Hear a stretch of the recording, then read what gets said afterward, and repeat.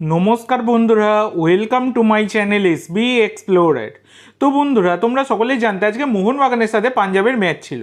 সেই ম্যাচের লাইভের বিষয়বস্তু আমি তোমাদের সাথে শেয়ার করেছিলাম। আমি তোমাদেরকে বলেছিলাম টেলিগ্রাম থেকেই ভালো চলবে। তো তোমরা যারা টেলিগ্রামে ছিলে আশা করি সকলেই ভালো দেখতে পেয়েছো। তো সেকেন্ড হাফে যে লাইভের বিষয়বস্তুটা দিয়েছিলাম একদমই ইউটিউবের ছিল, ওখানে তো আশা করি সকলেই খুবই ভালোভাবে দেখেছো। তো যাই হোক, তো কোনো রকমে মোহনবাগান আজকে 3-2 গোলে তারা কিন্তু ম্যাচটা জয়লাভ করলো। একদমই জঘন্য খেলেছে মোহনবাগান। কোচ লোবেরা, মানে আমরা তাকে এতটাই ভালো কোচ হিসাবে জানতাম, মোহনবাগানে আসার পর তার যে আসল রূপ কী সেটা কিন্তু দেখা যাচ্ছে। জঘন্য থেকে জঘন্যতম কোচিং কিন্তু লোবেরার। দল যে সেটিং, মানে প্লেইং 11 নামানো, সেইটাও একদমই জঘন্য, যা তাভাবে দল নামাচ্ছে। দেখো বর্তমানে দাঁড়িয়ে তোমরা যদি দেখো মোহনবাগানের যে 6জন বিদেশি রয়েছে, তো এই 6জন বিদেশির কিছুই নেই বলা যায়, ঝুল প্লেয়ার এক প্রকার। তো যেখানে জেমি ম্যাকলারেন একটা গোল করলেও তারপরে জেমি ম্যাকলারেন গোটা ম্যাচটাতেই কিছু করতে পারেননি। তার জায়গায় আমাদের ভারতীয় অনেক ভালো ভালো প্লেয়ার রয়েছে মোহনবাগানে, তাদেরকে খেলানো উচিত। কিন্তু সাহাল আব্দুল সামাদের কথা প্রত্যেকটা ম্যাচে আমরা বলি, কিন্তু সাহালকে নামানো হয় না।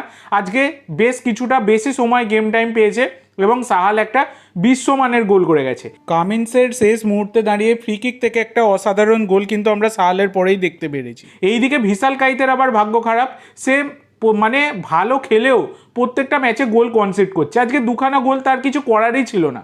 ডিফেন্স এতটাই বাজে, আলবার্টো রড্রিগেজ 15 মিনিটের মাথায় চোট পেয়ে উঠে গেছেন, ঠিক আছে, যেটুকু সময় ছিলেন কিচ্ছু খেলতে পারেনি, একদমই জঘন্য। আর এদিকে সুভাশিস বোসের কথা যত কম বলা হবে ততই ভালো, এতটাই বাজে প্লেয়ার হয়ে গেছে সুভাশিস। আর অভিষেক টেকচামকে কিন্তু একদমই চলছে না, সেটা কিন্তু আমরা সকলেই দেখতে পাচ্ছি। এতটা ছোট চেহারার প্লেয়ার আর কি, খুবই সমস্যা হচ্ছে। আর মাঝমাঠে আপুইয়া ছিল না, তার অনুপস্থিতি পরিষ্কার বোঝা যাচ্ছিল। কোনো রকম অ্যাটাক বলে কিছু জিনিস ছিল না।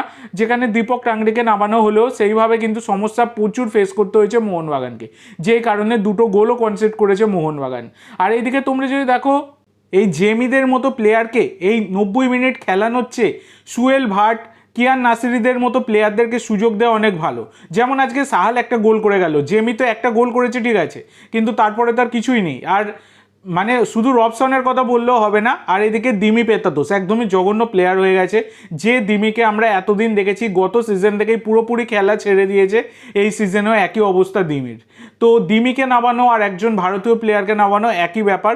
তো এর থেকে মানে ভারতীয় প্লেয়াররা অনেক বেটার খেলতে পারবে দিমির থেকে, এইটুকু বলতে পারি। তো তোমাদের কেমন লেগেছে আজকের ম্যাচটা অবশ্যই সকলে কমেন্ট করে জানাতে ভুলো না। তো আজকের জন্য এইটুকু বন্ধুরা, ভিডিওটি ভালো লাগলে অবশ্যই লাইক করো, শেয়ার করো। আমার চ্যানেলে প্রথমবার এসে থাকলে চ্যানেলটি সাবস্ক্রাইব করো আর কমেন্ট করে জানাও ভিডিওটি কেমন লাগলো। ধন্যবাদ।